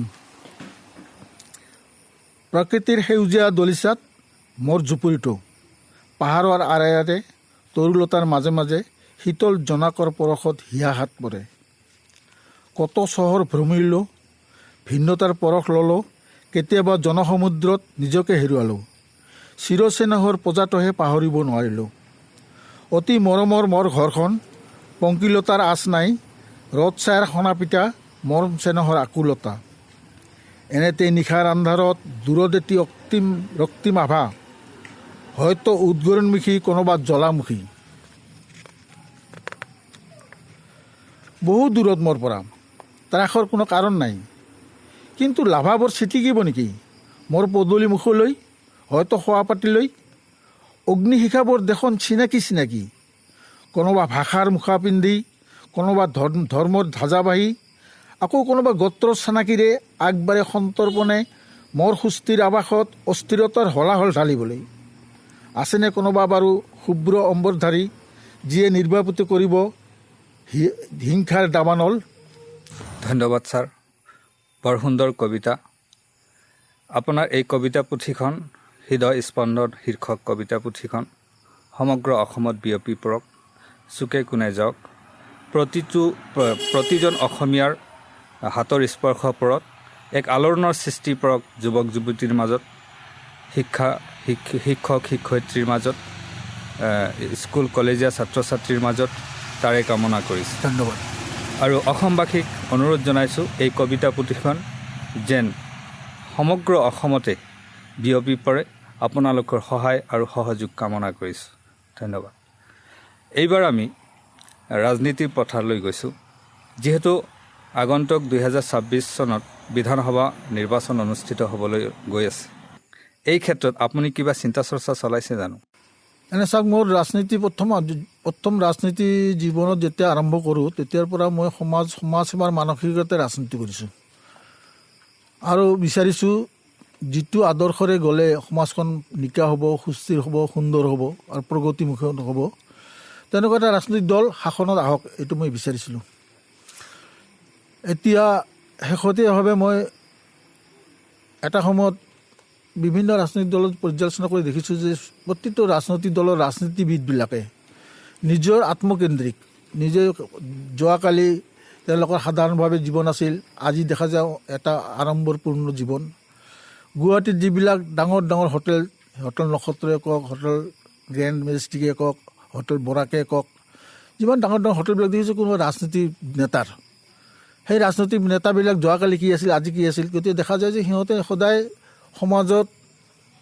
সমাজত যিবিলাক মানে চৰকাৰৰ পৰা হওক আঁচনিবিলাকক সিহঁতে দুৰ্নীতিৰ পাহাৰ কৰি সেইবিলাক আত্মসাৎ কৰি নিজৰ মাজত মানে আত্মসাৎ কৰিছে। এই বস্তুবিলাক আমি যি ৰাজনীতি কৰিছিলোঁ তাত একচুৱেলি দূষিত কৰিছে। আৰু মই অকলে নহয়, আমাৰ তেনেকুৱা বহুতখিনি আছিলে, অসমৰ বিভিন্ন ঠাইত মোৰ বন্ধু বান্ধৱ আছে, তেওঁলোকে যিবিলাক প্ৰথম আমি ৰাজনীতি কৰিছিলোঁ, আৰম্ভ কৰিছিলোঁ, সেইবিলাকৰ কাৰণে আমি নিবাৰণ বৰা বা আমাৰ তেতিয়াৰ আমাৰ কি নাম আছিলে পাহৰিলোঁ, তেওঁলোকৰ ৰাজনীতিৰ যিটো আদৰ্শ, গিৰিণ বৰুৱাৰ পৰা আৰম্ভ কৰি যিবিলাক ৰাজনীতিৰ আদৰ্শ, সেই ৰাজনীতিৰ লগত আজি কোনো মিল নাই। এনেতে এটা মোৰ ঘটনা ঘটিছিলে, সেয়া আছিল 2000 চনতে। মই বোম্বাইত গৈছিলোঁ, আমাৰ ট্ৰেড ইউনিয়নৰ কাৰণে গৈছিলোঁ। তাতে বদৰুদ্দিন আজমল চাহাব তেতিয়া ৰাজনীতি কৰা নাছিল, তেওঁ আমাৰ মাদ্ৰাছাখনৰ লগত জড়িত আছিল আৰু মই মাদ্ৰাছাখনৰ লগতো কমিটিত আছোঁ কাৰণে তেওঁৰ লগত মোৰ চিনাকি আছিল। এদিনাখন বোম্বাইৰ শুকুৰবাৰে নামাজ পঢ়ি ওলাই আহোঁতে বদৰুদ্দিন আজমল চাহাবক তেওঁৰ লগত দেখা হয়। তেওঁ জোৰ কৰি তেওঁৰ মানে ঘৰত লৈ গৈছিল মোক, মানে খোৱাৰ কাৰণে, দুপৰীয়া খোৱাৰ কাৰণে। সিদিনা মই এটা বস্তু মোৰ চকুত পৰিল, এজন হিন্দু ব্ৰাহ্মণ ল'ৰা, খুব ব্ৰিলিয়াণ্ট ল'ৰা, তেওঁ কোনোবা এটা ভাল ইনষ্টিটিউশ্যনত মানে এডমিশ্যন লোৱাৰ কাৰণে তাক 3 লাখ টকা লাগিছিল। 2000 চনত, আজিৰ পৰা 25 বছৰ আগত, তেতিয়া 3 লাখ টকাটো বহুত টকা। তেওঁ কৈছিল যে মোৰ 2 লাখ টকা মই যোগাৰ কৰিছোঁ, 1 লাখ টকা মোৰ কম আছে, মোক কিবা কৰি দিয়ক। আজমল চাহাবে তেওঁৰ কথাখিনি শুনি চিধাই তেওঁৰ মেনেজাৰক ক'লে 1 লাখ টকা দি দিয়া, অচিনাকি মানুহ এজনক। সিদিনাখন মোৰ দুটা প্ৰশ্ন হৈছিল যে এজন মুছলিম নেতা, ধৰ্ম নেতা, তেওঁ এজন হিন্দু ল'ৰা ব্ৰাহ্মণ, তেওঁ সুব্ৰমণিয়াম আছিল, সুব্ৰমণিয়াম উপাধিৰ এজন হিন্দু ব্ৰাহ্মণ ল'ৰাক কোনো চিনা নাই, জানা নাই, কোনো ৰিফাৰেঞ্চ নোহোৱা কৰি 1 লাখ টকা দি দিলে পঢ়াৰ কাৰণে। তেওঁৰ মহান উত্তৰ মই এইটো চালোঁ। তেওঁ সেইদিনাখন দেখিলোঁ যে হিন্দু মুছলমান দেখা নাই। আৰু এটা প্ৰশ্ন হ'ল যে এই ল'ৰাজন এজন হিন্দু ল'ৰা হৈ যে মুছলিম এজন ধৰ্মগুৰুৰ ওচৰত 1,00,000 টকা অচিনাকি মানুহ এজন পাম বুলি কোন সাহসত আহিলে? এই দুটা প্ৰশ্ন একচুৱেলি মোক ৰাজনীতিলৈ মানে UDF-লৈ আকৃষ্ট কৰিছিল। দেখিলোঁ যে বাকীবিলাক চবেই চৰকাৰী টকা পইচা মাৰে, কিন্তু একমাত্ৰ দেখিলোঁ যে বদৰুদ্দিন আজমলে জৰে পৰা আনি দিছে, কিন্তু চৰকাৰী টকাটো লোৱা নাই। তেতিয়া মই ভাবিলোঁ যে এইজন মানুহৰ লগত যদি থকা যায় তেনেহ'লে মই ৰাজনৈতিকভাৱে কিবা হ'ব পাৰোঁ নহয়, সেইটো কথা নহয়, কিন্তু এটা ভাল এখন নিকা এটা ৰাজনৈতিক দলৰ লগত থাকি সমাজৰ সেৱা কৰিব মই পাৰিম বুলি এটা মোৰ এটা আশাত হ'ল। তেনেকৈ আগবাঢ়ি এতিয়া যেনিবা মই এটা গুৰুত্বপূৰ্ণ পদত আছোঁ। চেণ্ট্ৰেল কমিটিৰ মই ভাইচ প্ৰেছিডেণ্ট হোৱাৰ উপৰিও কেন্দ্ৰীয় কাৰ্যালয়ৰ মই ইনচাৰ্জ হিচাপে আছোঁ। এতিয়া সঘনে এই প্ৰশ্নটো মোক বহুতে কৰে যে 2026 আপোনাৰ কিবা আশা আছে নেকি? সঁচা কথা ক'ব গ'লে যিকোনো ৰাজনীতিবিদৰে নিজৰ আশা আকাংক্ষা মানে নিজৰ যিখিনি প্ৰস্তাৱিত যিখিনি মানে মনোভাৱ, যিখিনি পৰিকল্পনা, এই পৰিকল্পনাবিলাক বাস্তৱত ৰূপায়ণ কৰিবৰ কাৰণে তেওঁলোকে ৰাজনীতিত আহিব লাগিব। ৰাজনীতি আহিবলৈ মানে ক্ষমতাত আহিব লাগিব। আৰু তেনেকুৱা এটা মই অস্বীকাৰ নকৰোঁ, তেনেকুৱা মন নাই বুলি অস্বীকাৰ নকৰোঁ। কিন্তু এটা কথা আছে, আমাৰ দলটো খুব গণতান্ত্ৰিক দল, আৰু সেইকাৰণে আৰু দলৰ মই এজন একনিষ্ঠ সৈনিক হিচাপে কাম কৰোঁ মই। আৰু সেইকাৰণে 2026 দলে যদি মোক দিয়ে, মই অৱশ্যে এইটো কথা ঠিক, মই দলৰ পৰা মই আৰ্জি কৰিম, টিকটৰ কাৰণে মই আৰ্জি কৰিম। আৰু দলে যদি দিয়ে মই খুব সুখী হ'ম, আৰু ৰাইজৰ কাষ চাপি মই মানে মোক যাতে তেওঁলোকে নিৰ্বাচিত কৰে। কিন্তু এইটো কথাও ঠিক যে দলে যদি মোক নিৰ্বাচিত নকৰে, মোক যদি মনোনীত নকৰে, তেনেহ'লে যে মই ৰুষ্ট হ'ম সেইটো নহয়। কিন্তু মই আজি যেনেকৈ আছোঁ দলৰ প্ৰতি একনিষ্ঠৰে মই সেৱা কৰিছোঁ, কালিও মই তেনেকুৱা কৰিম। মোক বঞ্চিত কৰিলেও তেনেকুৱা কৰিম। গতিকে দলৰ পৰা মই টিকট বিচাৰিম যদিও দলে নিদিলে যে মই ৰুষ্ট হ'ম সেইটো নহয়, আৰু দিলে মই সন্তুষ্ট হ'ম। দলে যদি মোক নিদি বেলেগ কাৰোবাক দিয়ে, তেওঁৰ কাৰণেই মই খাটি যাম, এইটো ঠিক। গতিকে আশাটো আছে মোৰ। বিভিন্নজনে AIUDF দলটোক মুছলিমসকলৰ ৰাজনৈতিক দল হিচাপে ক'ব বিচাৰে। এই ক্ষেত্ৰত আপোনাৰ প্ৰতিক্ৰিয়া কি? যিহেতু UDF দলটো খুব নীতি আদৰ্শত চলা দল, এই দলটো যদি লাইমলাইটত আহে, এই ক্ষমতাত যদি আহে, যদি তেওঁলোকৰ পৰিসৰ যদি বৃদ্ধি পায়, বাকীবিলাকৰ ভাত মৰিব। সেইটো কাৰণে হিংসাৰ এটা আহিলা হিচাপে তেওঁলোকে এইটো এটা অপবাদ দিছে। তেওঁলোকে নাজানে বা জানিও তেওঁলোকে এইটো কথা প্ৰকাশ নকৰে যে এই দলৰ কাৰ্যকৰী সভাপতিজন আদিত্য লাংথেচা, এই দলৰ 3জন MP-ৰ ভিতৰত এজন হিন্দু মানুহ আছিলে, এই দলৰ কমেও 7জন বিধায়ক হিন্দু মানুহ বিধায়ক, এই দলৰ জেনেৰেল ছেক্ৰেটাৰী চম্পক কলিতা, এই দলৰ 3খন ডিষ্ট্ৰিক্টৰ প্ৰেছিডেণ্ট হিন্দু মানুহ। গতিকে এই দলৰ মহিলা মৰ্চাৰ প্ৰেছিডেণ্টজন এজন বড়ো মহিলা আছিল। গতিকে এই দলক যিবিলাকে নাজানে বা জানি তেওঁলোকে মানে অজ্ঞতা প্ৰকাশ কৰে, তেওঁলোকে জনা উচিত যে ইয়াত হিন্দু মুছলমান বুলি কথা নাই। আমাৰ নিজৰ যোনে অনন্তমালো আমাৰ কি আছিলে, গোপীদাস বকৰ পৰা আছিলে। আৰু যদি এইটো যদি মানে মুছলমানৰ দল হ'লেহেঁতেন, তেনে এই যিবিলাক অমুছলমান আছে দলত, তেওঁলোকে ইমানেই বুৰ্বক নহয় যে তেতিয়াও থাকি গ'ল, তেওঁলোক কোনোদিন নাথাকিলেহেঁতেন। গতিকে আজি নেতৃত্বত তেওঁলোকে আছে। গতিকে দলৰ নেতৃত্বত যেনেকৈ হিন্দু মানুহ আছে, দলৰ MLA MP হিন্দু মানুহ হৈছে বহুত, হিন্দু বুলি নকওঁ, মানে অনা মুছলিম, তেওঁলোকে কিছুমান মানে অন্য হ'ব পাৰে, খ্ৰীষ্টানো আছে, নেতৃত্বতো তেনেকুৱা আছে। গতিকে এইটো এটা সৰ্বজনীন দল, মানে জাতি ধৰ্ম বৰ্ণ নিৰ্বিশেষে জনতাৰ দল, যি খাটি খোৱা মানুহৰ দল, যি অৱহেলিত নিষ্পেষিত মানে নিপীড়িত ৰাইজৰ দল। আৰু সেইটো বিগত আজি 18 বছৰে এই দলটো প্ৰমাণ কৰি গৈছে যে যেতিয়া নিষ্পেষিত মানুহৰ, যি বঞ্চিত মানুহৰ যেতিয়া কোনো নাথাকে, তেতিয়া কিন্তু এই দলটোৱে মাত্ৰ সহায় হৈছে। আজি এইটো গৰুখুটিতে যদিও মানে উচ্ছেদ কৰিলে হাজাৰ হাজাৰ মানুহ, তেতিয়া কোনো দলে কিন্তু যোৱা নাই। কিন্তু আমাৰ দলে 1 মাহৰ খাদ্যলৈ আৰু টিনপাতৰ পৰা ত্ৰিপালৰ পৰা আৰম্ভ কৰি বাচন বৰ্তন দি তেওঁলোকক দিছে। আজি যেতিয়া বড়োলেণ্ডত যেতিয়া কি হৈছিলে, মুছলিমৰ ওপৰত যেতিয়া অত্যাচাৰ ঘৰ বাৰী পুৰি দিছিলে 2012 চনত, তেতিয়া ক্লাষ্টাৰ ভিলেজৰ নামত কিন্তু আমাৰ দলৰ প্ৰেছিডেণ্টে কিন্তু তাত কিন্তু গাঁও ভাগ যায়। আজিতো এইবিলাক সাক্ষী আছে, এই ঘৰবিলাক এতিয়া আছে। গতিকে যেতিয়া বানপানী হয়, তেতিয়া যিমানখিনি পৰা যায় বা উৎসৱ পাৰ্বণতে সেই খালি যে মুছলমানৰ দল হিচাপে খালি যে ৰমজান মাহত খেজুৰ বিলায় এইটো নহয়। দুৰ্গা পূজাতে 100জন হিন্দু মানুহৰ মাজত ই ৰিক্সা বিলাইছে এই দলে। মানে বহুত হিন্দু মহিলাৰ মাজত পূজাৰ সময়ত হাজাৰ হাজাৰ মহিলাৰ মাজত শাৰী বিলাইছে। গতিকে এনেকুৱা নহয় যে এইটো মানে কিহৰ কাৰণে। গতিকে এই দলে সদায় নিপীড়িত মানুহ আছে। আজি যদি সুপ্ৰিম কোৰ্টত আমাৰ দলে যদি নগ'লেহেঁতেন তেতিয়াহ'লে 48 লাখ মুছলিম মহিলাৰ প্ৰমাণ পত্ৰ দিব পৰা নগ'লহি। কাৰণ পঞ্চায়তৰ যিখন প্ৰমাণ পত্ৰ সেইখন গুৱাহাটী হাইকোৰ্টে নাকচ কৰিছিলে। আৰু সুপ্ৰিম কোৰ্টত ৰূপজান বেৱা আৰু মনোহৰা খাতুনৰ আৰ্জি লৈ সুপ্ৰিম কোৰ্টত বহুত টকা, এইটো টকা মই ইমান টকা লাগে। কপিল চিব্বালৰ দৰে উকিল এটাৰ কিমান ফিজ আপোনালোকে নাজানে। প্ৰতি ঘণ্টাত 2.5 লাখ টকা লাগে, প্ৰতি ঘণ্টাত। তাৰপিছত গতিকে এইবিলাক কৰি আজি সিহঁতে NRC বেলিকে হওক বা যিয়ে নহওক, আজি ইভিকশ্যন যেতিয়া এতিয়া বন্ধ হৈছে, ইভিকশ্যনৰ কাৰণে এতিয়া সুপ্ৰিম কোৰ্টলৈ আমি গৈছোঁ। তাতে এটা বস্তু আমি কৰিব পাৰিছোঁ, ইভিকশ্যন বন্ধ কৰিব নোৱাৰোঁ, কিন্তু এটা বস্তু কৰিছোঁ যে উইদাউট ৰিহেবিলিটেশ্যন, পুনৰ সংস্থাপন নকৰা কৰি যাতে ইভিকশ্যন কৰিব নোৱাৰে। এইটোতো সুপ্ৰিম কোৰ্টৰ এটা আমি কি আনিব ডাইৰেক্টলি জানিব পাৰিছোঁ। গতিকে সদায় এনেকুৱা কাম মানে UDF কোনো এজন বিধায়কো কৰা নাই যে ৰাইজৰ আঁচনিত আত্মসাৎ কৰিছে। বৰং বিভিন্ন পৰ্যায়ত যেনেকৈ যেতিয়া সুবিধা পাইছে দুৰ্গত মানুহৰ কাষত থিয় হৈছে। যদি দলে আপোনাক টিকট প্ৰদান কৰে তেন্তে আপুনি কোনটো সমষ্টিৰ পৰা প্ৰতিদ্বন্দ্বিতা আগবঢ়াব বুলি ভাবিছে? নহয় চাওক, মই ইয়াৰ আগতো বহুতে মোক কৈছিলে যে অমুক সমষ্টিত আহক, কিন্তু মই নিজৰ যিটো গৃহ সমষ্টিৰ বাহিৰে বেলেগ সমষ্টিৰ কাৰণে মই কেতিয়াও চিন্তা কৰা নাছিলোঁ। আৰু মোৰ গৃহ সমষ্টি যিহেতু চিৰিলগছ ৰিজাৰ্ভ আছিলে, সেইকাৰণে মই কোনোদিন নিৰ্বাচন অৱতীৰ্ণ হ'ব বুলি মই ভবাই নাছিলোঁ। এইবাৰ প্ৰথমবাৰৰ কাৰণে আমাৰ সৃজনগ্ৰাম সমষ্টিটো জেনেৰেল হৈছে, অ'পেন হৈছে।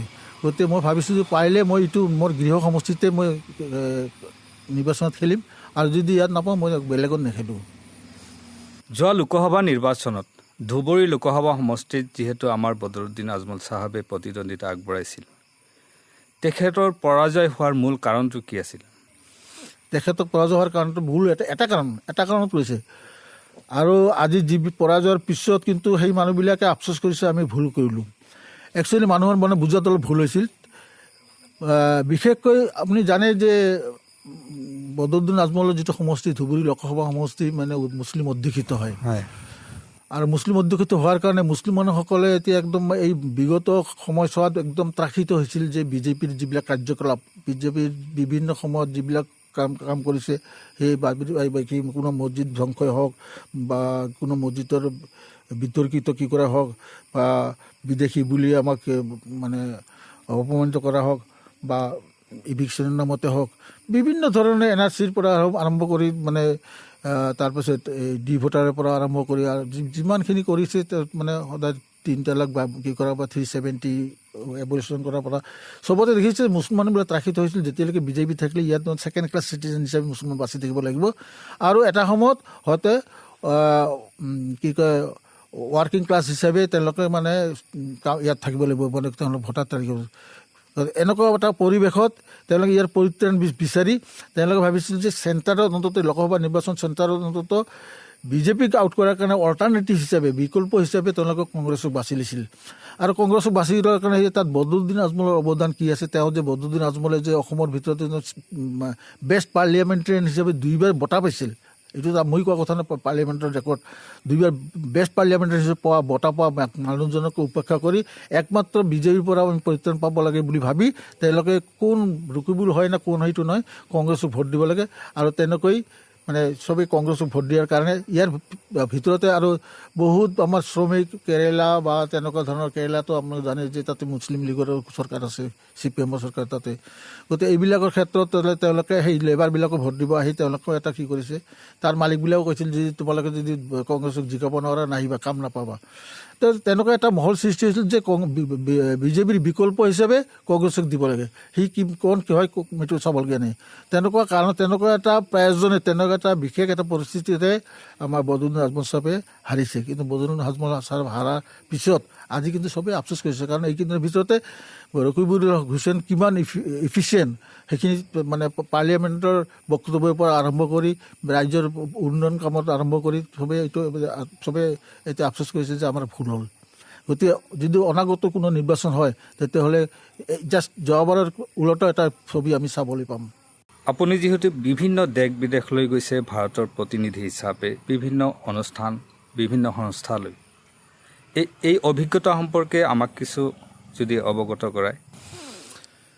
এতিয়া চাওক, এইটো ক'ব গ'লে মোৰ একচুৱেলি সৌভাগ্য বুলিয়ে ক'ম। সৌভাগ্য বুলি এই কাৰণে ক'ম যে এনেকুৱা ঠাইত য'ত নেকি ইমান ৰিম'ট প্লেচ এটাৰ ভিতৰৰ ঠাইত থাকোঁ। আমাৰ এটা সময়ত ইয়াত মানে কোনো ব্যৱস্থাই নাছিল। ইভেন কি ইলেক্ট্ৰিচিটি চোৱাৰ কাৰণে আমি দেউতাহঁতে আমাক গোৱালপাৰা লৈ গৈছিল, ইলেক্ট্ৰিক লাইট কেনেকুৱা দেখা যায়। এনেকুৱা এখন ঠাইৰ পৰা আহি ভাৰতক প্ৰতিনিধিত্ব কৰি বিদেশলৈ যোৱা একচুৱেলি এইটো আমাৰ বিৰল সৌভাগ্য বুলি মই বিবেচনা কৰোঁ। আৰু ইয়াৰ কাৰণে মোৰ এটা ভাবোঁ মই যে ইয়াত কি কাৰণত মোক চিলেক্ট কৰা হ'ল। প্ৰথমবাৰ যিবাৰ মই বিদেশত গৈছিলোঁ মই ভাবিছিলোঁ বহুত মানুহ একেলগে যোগাৰ কৰিছে, ময়ো যাম। কিন্তু যেতিয়া গৈ আমাৰ জেনেৰেল ছেক্ৰেটাৰী, তেতিয়া নেশ্যনেল জেনেৰেল ছেক্ৰেটাৰী খ্ৰীষ্টান নাথন, তেওঁৰ গাড়ী দি মোক এয়াৰপৰ্ট লৈ গৈছিল।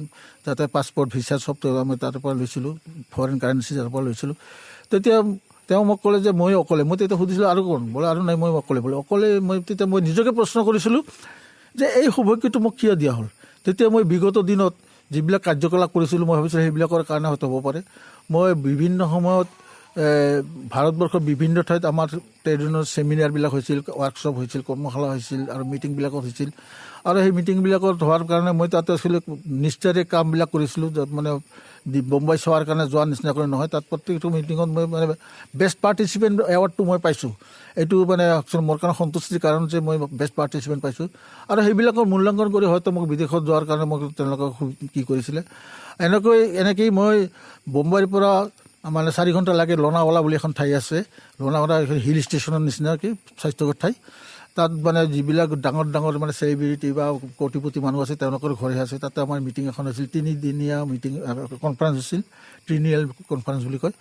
তাত প্ৰথমবাৰৰ কাৰণে মই নিৰ্বাচন খেলিছিলোঁ অল ইণ্ডিয়া লেভেলত। অল ইণ্ডিয়া নিৰ্বাচন খেলাতে মই ভাবিছিলোঁ যে মোক কোনো ভাৰতবৰ্ষত চিনি পাই ইয়াত মোক ভোট দিব। তেতিয়া কে খান বুলি তেওঁ MLA হয় মহাৰাষ্ট্ৰৰ, তেওঁ আমাৰ জেনেৰেল ছেক্ৰেটাৰী আছিল। তেওঁ কৈছিল যে মানে আমি আছোঁ নহয়, তোমাৰ এটা প্লাছ পইণ্ট আছে, তুমি ভাল ইংৰাজী ক'ব পাৰা, যাৰ কাৰণে চাউথৰ মানুহখিনি হিন্দী ভাল নাপায়, তোমাক ভোট আমি লোৱাই দিম। আৰু তেতিয়া JP সিং বুলি কোটা ৰাজস্থানৰ তেওঁৰ লগত মোৰ কণ্টেষ্ট হৈছিল। তেওঁ 47টা ভোট পাইছিল, মই 72টা ভোট পাইছিলোঁ। আৰু সেইটো মোৰ জীৱনৰ প্ৰথম মানে নিজৰ পৰা চেল্ফ কনফিডেঞ্চ, আত্মপ্ৰত্যয়ৰ কাৰণে মই এতিয়া প্ৰথম এটা সাহস পাইছিলোঁ যে নহয়, মানুহ অন্তত নেশ্যনেল লেভেলত মোৰ কিবা এটা অৱদান আছে বা কোনোবা এটা গুৰুত্ব আছে। আৰু সেইটোৰ পিছত মই থমকি যোৱা নাই। এতিয়া আপোনালোকৰ মনত আছেনে হাজী মস্তান বুলি এজন কি আছিলে মানুহ আছিলে মুম্বাইত। হাজী মস্তান মানে বিৰাট ডাঙৰ আৰু নামটো শুনিছোঁ। তেওঁ মানে এটা সময়ত মানে যেতিয়া টেক্সটাইল কি হৈছিলে আন্দোলন হৈছিল গোটেই ভাৰতবৰ্ষত, আঢ়াই মাহ ধৰি টেক্সটাইল মানে প্ৰায় 2 লাখ শ্ৰমিকে তাত কৰিছিলে। আৰু তেতিয়া জৰ্জ ফাৰ্ণাণ্ডেজ আছিলে মানে এজন ভাৰতৰ এজন বিৰাট ডাঙৰ এজন ট্ৰেড ইউনিয়নিষ্ট। তেওঁ এবাৰ ভাৰত চৰকাৰৰ মানে ডিফেন্স মিনিষ্টাৰ আছিল, এবাৰ তেওঁ ৰেল মন্ত্ৰী আছিল। তেওঁৰ মই সান্নিধ্যত আহিলোঁ ট্ৰেড ইউনিয়ন কৰাইছে। আৰু প্ৰথমবাৰ আহমেদাবাদত এখন মিটিং হৈছিলে। আহমেদাবাদৰ মিটিংখনত জৰ্জ ফাৰ্ণাণ্ডেজে মোকো লগত লৈ গৈছিল। আৰু তেতিয়া মিটিঙত আমি জানে যে আমিতো হিন্দী পঢ়া নাই, আমিতো চিনেমা বা অলপ দেখি ইয়াতে আজি যেনেকুৱা ল'ৰা ছোৱালী চব সৰু হিন্দী জানে, তেতিয়া আমাৰ যেনে হিন্দীত অলপ হৈ আছিল। মই জজ চাহাবক কৈছিলোঁ যে মই কি ইংৰাজী লেকচাৰ দিওঁ। तो कहते अरे ये तो लेबर लोग है, स्पीच के सामने तो क्या इंग्लिश में बोलेगा, तो हिंदी में बोलो। बोले तो हमको हिंदी आता ही नहीं, तो जो आता है वही बोलो, 20 में ही, जो नहीं आता वो इंग्लिश वार्ड बोलते। तो তাৰপিছত 5 মিনিট নহয় 2 মিনিটৰ পিছত মই উপলব্ধি কৰিছিলোঁ, আৰে দেখোন মই ধুনীয়া দেখোন ইংৰাজী হিন্দীত লেকচাৰ দি আছোঁ। লেকচাৰ শেষত কিন্তু জজ চাহাবে কৈছোঁ বোলে আৰে তুমতো হামছে ভি আচ্ছা হিন্দী বললে তো। যিয়ে নহওক সেইটো মানে তেনেকৈ মোৰ আত্মবিশ্বাসটো অলপ বাঢ়িছিল। তেনেকৈ চিমলাত এখন আমাৰ মিটিং হৈছিল। চিমলা মানে আমাৰ হিমাচল প্ৰদেশৰ ৰাজধানী চিমলাৰ মিটিঙত যেনেকৈ মানে 1 কিলোমিটাৰ ৰাস্তা আমাক প্ৰচেছন কৰি ছাতা টানি প্ৰচেছন লৈ একদম গলত নধৰা কৰি মালা দি লৈ গৈছিল। এইবিলাকে এটা সাহস দিছিল চেণ্ট্ৰেল নেতা হিচাপে। তাৰপিছত সেই যেতিয়া মই ইলেকশ্যন খেলি জেনেৰেল ছেক্ৰেটাৰী পদত মই তেতিয়া অৰ্গেনাইজেশ্যনৰ দায়িত্বত মোক দিলে, তে ইমান টকাটো মই জীৱনত হাতেদি চুই পোৱা নাই। 2 কোটি টকা মোৰ হাতেদি যেতিয়া বিলাইছিলোঁ, সেইদিনাখন মানে নিজৰে খুব ভাল লাগিছিল যে অন্ততঃ মানে নেশ্যনেল নেতা হিচাপে কি হৈছোঁ। তো এনেকুৱা এটা ক্ষেত্ৰত মানে শ্ৰীলংকাৰ কলম্বো চহৰত তেতিয়া ছাৰ কোঅৰ্ডিনেশ্যন কমিটিৰ যিখন মানে মিটিং হয়, মিটিঙত ময়ো যোগদান কৰাৰ কাৰণে সুবিধা পাইছিলোঁ। আৰু তাতে ছাৰ কোঅৰ্ডিনেশ্যন কমিটি এখন কমিটি হ'ল, তাতে মোক মেম্বাৰ হিচাপে দিলে ছাৰ কোঅৰ্ডিনেশ্যন কমিটিত। নামটো শুনি মোৰ বিশ্বাসে হোৱা নাছিলে, আৱাল মজিদ আৰু কোনোবা আছে নেকি, মই মোক বুলি বিশ্বাস কৰা নাই। ইমানটো মোৰ নহয় যে মই একদম ছাৰ কোঅৰ্ডিনেশ্যন কমিটি, কাৰণ ছাৰ কোঅৰ্ডিনেশ্যন কমিটি 7খন ৰাষ্ট্ৰ মিলি, ৰাষ্ট্ৰ দেশ মিলি এখন কমিটি, সেই দেশ কমিটিত মেম্বাৰ হ'ব পৰাটো একচুৱেলি বিৰাট ডাঙৰ কথা। ইয়াৰ মাজতে মই এটা সুবিধা পাইছিলোঁ, ছিংগাপুৰত ৰেচিডেণ্ট মেম্বাৰ হিচাপে পাইছিলোঁ, কিন্তু মানে ঘৰৰ পাৰিবাৰিক কাৰণত মই ৰেচিডেণ্ট মেম্বাৰটো মই নল'লোঁ যেনিবা। তো তেনেকৈ নেশ্যনেল ইণ্টাৰনেশ্যনেল লেভেলত বিভিন্ন ঠাইত পিছৰ পিনে হয়তো নেতা হিচাপে মোক আমন্ত্ৰণ কৰিব পৰা হ'ল। প্ৰথমটো নিজকে মই মানে নেতা নহয় চামচা বুলি ভাবিছিলোঁ নিজক। তাৰপিছত মানে তেনেকৈ যেতিয়া বিভিন্ন ঠাইত, কলিকতাত যেতিয়া এবলিউশ্যন অফ মেনুৱেল ৰিক্সা, মানে আমাৰ ইয়াত ৰিক্সাটো চব চলায়, তাতে মানুহ টানে ৰিক্সা, মানুহ পেচেঞ্জাৰ বহে নানি টানি লৈ যায়। এইটো হিউমেন ৰাইটছৰ পৰা আপত্তি কৰা, তাতে ৰিক্সা এবলিউশ্যন কৰিলোঁ। কৰাৰ কাৰণে 10,000 মানুহ মানে কৰ্মচ্যুত হৈছিল। তেতিয়া আমাক মাতি লাগিছিল, আমি তাত মিটিং কৰিছিলোঁ। মিটিং কৰাৰ পিছত তাৰমানে সেইকাৰণে এইটো মানে প্ৰতিবাদ কৰা হৈছিল। চম্বলপুৰত যেতিয়া বিৰি বনোৱা যে কেন্দুপাতা বুলি কয়, কেন্দুপাতাত মানে এই যিবিলাকে সংগ্ৰহ কৰে, বিৰিত যিটো দিয়ে পাতা দিয়ে, সেইটোৰ কাৰণে যেতিয়া তেওঁলোকে আন্দোলন কৰিছিল, চম্বলপুৰতো আমাকে মাতিছিলে। তেনেকৈ আমাৰ কি এইটো কৰ্ণাটকৰ নামটো পাহৰি গ'লোঁ, তাতো তেনেকৈ এনেকৈ বিভিন্ন ঠাইত আমি তেনেকৈ মিটিং চিটিংবিলাক য'তে হয় তাতে গৈছিলোঁ, আন্দোলনবিলাক কৰিছিলোঁ। তেনেকৈ নেশ্যনেল ইণ্টাৰনেশ্যনেল লেভেলত আমাৰ এইবিলাক মানে জড়িত। বাংলাদেশৰ আমাৰ তেতিয়াৰ ৰাষ্ট্ৰপতি আছিল এৰশ্বাদ আছিলে, এৰশ্বাদৰ ভাই মমিনুৰ ৰছিদ চৌধুৰী, তেওঁৰ লগত আমি লগ হৈছিলোঁ। তেওঁৰ লগত আমি সেইবিলাক কৰিছিলোঁ, মানে ইণ্ডোনেছিয়াৰ বুলন নায়াৰ, তেনেকুৱা ধৰণৰ মানুহবিলাকৰ লগত আমাৰ জাপানৰো তেনেকৈ কিটিমুৰাহঁতে আছিল। এইবিলাকৰ লগত ইণ্টাৰনেশ্যনেল এটা সম্পৰ্ক আমাৰ গঢ়ি উঠিছিল। বৰ্তমান যিহেতু ভাৰত পাকিস্তানৰ মাজত বিবাদ চলি আছে, এই সম্পৰ্কে আপোনাৰ মন্তব্য কি? চাওক, বহুতে ভাবিব পাৰে মুছলমান হোৱাৰ কাৰণে পাকিস্তানৰ লগত মানে এওঁলোকে কিবা মানে সদিচ্ছা থাকিব পাৰে। এইটো একেবাৰে ভুল ধাৰণা নহয়, একদম মানে এইটো এটা অপৰাধজনিত ধাৰণা। যিয়ে ভাবিছে তেওঁৰো মানে মনত পাপ থকা বুলি মই বিবেচনা কৰোঁ। যিকোনো মুছলমানে এটা কথা যে যি দেশত থাকিব সেই দেশক ভাল পোৱাটো ইমানৰ অংগ বুলি কোৱা হয়। আৰু মই এজন ভাল মুছলমান হিচাপে ভাল ভাৰতীয় বুলি মই নিজকে কি কৰোঁ। আৰু ইয়াৰ আগতে যিবিলাক দেশপ্ৰেমিকমূলক, মই ক্লাছ 8ত যেতিয়া আছিলোঁ, চাইনিজ এগ্ৰিগেশ্যন হৈছিল 62 চনত, তেতিয়া আমি গাঁৱে গাঁৱে মানে চান্দা উঠাই ফুৰিছিলোঁ যুদ্ধৰ সাহাৰ্য হিচাপে। গতিকে পাকিস্তানৰ লগত, পাকিস্তান বোলোতে পাকিস্তানত কোন থাকে সেইটো মই চাবলগীয়া কথা নাই। পাকিস্তান এখন বিদেশী ৰাষ্ট্ৰ, ভাৰত মোৰ দেশ, আৰু মই মোৰ অতি আপোন দেশ, আৰু সদায় ভাৰতৰ কাৰণে মংগল কৰোঁ। ভাৰতে মই মৰিম, ভাৰততে বাচি আছোঁ, ভাৰততে মৰিম বুলিও শান্তি পাম। আৰু পাকিস্তান বুলি নহয়, যিকোনো বিদেশী ৰাষ্ট্ৰৰ মানে লগত মোৰ সদিচ্ছা থকাটো সম্ভৱেই নহয়। আৰু ভাৰতে এই যুদ্ধত সন্মান সহকাৰে জিকক, এইটো মই আন্তৰিকতাৰে কামনা কৰোঁ। আৰু তাৰ কাৰণে আমাৰ যি কিবা অৰিহণা দিব লাগে আমি দিম, ৰাইজক মবিলেশ্যন কৰিম। ভাৰত সদায় জিকিব, আৰু ভাৰত এখন মহান ৰাষ্ট্ৰ জিকিব। যিসকল ল'ৰা ছোৱালী হায়াৰ ছেকেণ্ডেৰী অথবা মহাবিদ্যালয়ত অধ্যয়ন কৰি আছে, তেওঁলোকলৈ কি বাৰ্তা দিব? এই ক্ষেত্ৰত মই আটাইতকৈ ডাঙৰ কথাটো কৈছোঁ যে এতিয়া ঘৰ এটা বান্ধিলে যেনেকৈ ঘৰৰ খুঁটিটো যেনেকুৱা দিবা তেনেকৈ মানে ঘৰটো হ'ব। যদি মই ফাইভ ষ্টৰীত এটা বিল্ডিং কৰাৰ কাৰণে মানসিকতা মই যে কাঠৰ বা বাঁহৰ খুঁটি দিওঁ, 5 ষ্টাৰ বিল্ডিং কোনোদিন হ'ব নোৱাৰে। গতিকে মোৰ জীৱনত মই কি কৰিম তাৰ বুনিয়াদটো কিন্তু মানে হাইস্কুল আৰু হায়াৰ ছেকেণ্ডেৰীতে সৃষ্টি হয়। Higher secondary 3rd division pass কৰি কোনোবা মেডিকেলত ভাল কলেজত চান্স পাব নাপায়। আজিকালি প্ৰত্যেকটা কটন কলেজত গ'লে কাটাত মাৰ্ক থাকে, চব কলেজতে ভাল কলেজবিলাকৰ কাটাত মাৰ্ক থাকে। গতিকে কলেজত পঢ়াৰ কাৰণে এডমিশ্যনটোৱে নাপাব। গতিকে তেওঁৰ বুনিয়াদটো তেওঁ কি হ'ব এইটো মই সদায় কৈ থাকোঁ। কাৰণ কালি এই ক্লাছৰ লগৰ ল'ৰাজনে যেতিয়া মানে এটা ভাল এটা চাকৰি পাব, অফিচাৰ হ'ব, আৰু তেতিয়া তাত মানে চকীদাৰৰ চাকৰি বা মানে তেনেকুৱা চাকৰি বিচাৰি যোৱাৰ যিটো বেদনা, সেই বেদনাটো উপলব্ধি মই আজি কৰিব কওঁ সিহঁতক, যাতে সেই দুৰ্দিনটো নাহক, যাতে জীৱনৰ যিটো বুনিয়াদ, যিটো ভেটি, সেই ভেটিটো যেতিয়া মেট্ৰিক আৰু হায়াৰ ছেকেণ্ডেৰী হয়। গতিকে আমি বাকী আনন্দ চিৰদিনে কৰিব পাৰিম, কিন্তু হায়াৰ ছেকেণ্ডেৰী যিটো দুটা বছৰ, এই 2 বছৰ যিমান তপস্যা কৰাৰ নিচিনা মৰণ কৰি তেওঁলোকে পঢ়া শুনা কৰি অন্তত ভাল মতে পাছ কৰিব লাগে, এইটো হৈছে আটাইতকৈ ডাঙৰ কথা। আৰু তাৰ কাৰণে মোবাইল চাই বহুতে সময় নষ্ট কৰে, মোবাইলত গেম খেলে, বহুত সময় নষ্ট কৰে। মোবাইলতে তেওঁলোকে পাছত বহুত খেলিব পাৰিব, বহুত গেম খেলিব পাৰিব, কিন্তু এই সময়ত যাতে তেওঁলোকে জীৱনটো নষ্ট নকৰি তেওঁলোকৰ যিটো বুনিয়াদ, যিটো ভেটি, যিটো চাৰ্টিফিকেটখন, এইটো যাতে ভাল কৰিব পাৰে, উজ্জ্বল কৰিব পাৰে, উজ্জ্বলৰ পৰা উজ্জ্বলতৰ কৰিব পাৰে। আৰু এইটোৰ দ্বাৰা তিনিজনৰ লাভ হয়। তিনিজনৰ কাম লাভ হয় কি, তেওঁৰ মা দেউতাই যেতিয়া জীৱনৰ একমাত্ৰ যেতিয়া তেওঁলোকৰ লক্ষ্য হৈ থাকে যে ল'ৰা ছোৱালী ভাল হওক, আৰু এইটো তাৰ আচল শান্তি। গতিকে মা দেউতাই শান্তি পাব, আৰু যি স্কুলত পঢ়িছে সেই স্কুলখনৰ নাম হ'ব, আৰু তাৰ নিজৰ জীৱনটো গঢ়িব, জীৱনৰ বুনিয়াদটো তাতে গঢ়িব। গতিকে এই গোটেই সামগ্ৰিক চবৰে লাভৰ ভিতৰত গোটেই জীৱনটো তেওঁ যাতে মানে এটা ষ্টেটাছ লৈ যাতে বাচি থাকিব পাৰে, তাৰ বুনিয়াদটো যিহেতু এই হায়াৰ ছেকেণ্ডেৰী আৰু হাইস্কুলতে। গতিকে চবকে মই এটা আহ্বান জনাম যাতে এই সময়খিনি নষ্ট নকৰি তেওঁলোকে যাতে এটা এই মূল্যৱান সময়খিনি কামত লগায়, আৰু একনিষ্ঠৰে তেওঁলোকে যাতে কাম কৰে, মানে পঢ়া শুনা কৰে। আৰু ইয়াৰ কাৰণে প্ৰত্যেকজন গাৰ্জিয়ানকো মই আহ্বান জনাম যাতে অভিভাৱকসকলে ল'ৰা ছোৱালী কোন পিনে গৈছে তাক যাতে পৰ্যবেক্ষণ কৰে। হয়, আপুনি যিহেতু মোবাইলৰ কথা উল্লেখ কৰিছে, আজিকালি দেখা যায় ঘৰে ঘৰে দেৱশিশুৱে মোবাইল ফোনটো ইউজ কৰে। এই ক্ষেত্ৰত পিতৃ মাতৃলৈ আপুনি কেনেধৰণৰ উপদেশ দিব? নাই, এতিয়া মই কৈছোঁ যে মোবাইল এটা প্ৰয়োজনীয় ডিভাইচ। এইটো এনেকুৱা নহয় যে মোবাইলটো মানে অকাৰণতে কৈছোঁ, এইটো প্ৰয়োজন আছে, মোবাইলটোৰ প্ৰয়োজন আছে। কিন্তু ঘটনা হৈছে কি, যিকোনো বস্তুৰে সৎ যদি প্ৰয়োগ নহয় সেইটো বেয়া হয়। যেনেকৈ এতিয়া দা এখনেৰে আমি ঘৰৰ কাম কৰোঁ, চব কাম দাৰে কৰোঁ, কিন্তু দাৰে মানুহো কাটিব পাৰি। যি মানুহ কটাৰ কাৰণে যদি কয় দা এখন বন্ধ কৰি দিব লাগে, সেইটো ভুল উদাহৰণ নহ'ব। পৰিচালনাটো ঠিক সঠিক হ'ব লাগে। মোবাইলটোত গোটেই বিশ্বত যিমান আছে, এজন পলিটিচিয়ানৰ কি লাগে তাতে মোবাইল আছে, এজন ইঞ্জিনিয়াৰৰ কি লাগে তাত মোবাইল আছে, এজন মানে চিকিৎসা বিজ্ঞানৰ কি কথা আছে, গোটেইখিনি আছে। ইভেন কি হাঁহি তামচাৰ ফূৰ্তি কৰিবৰ কাৰণে চবখিনি গোটেই মোবাইল আছে। গতিকে মোবাইলটোৰ প্ৰপাৰ ইউজটো যাতে হয় সেইটো হৈছে বেছি ইম্পৰ্টেণ্ট।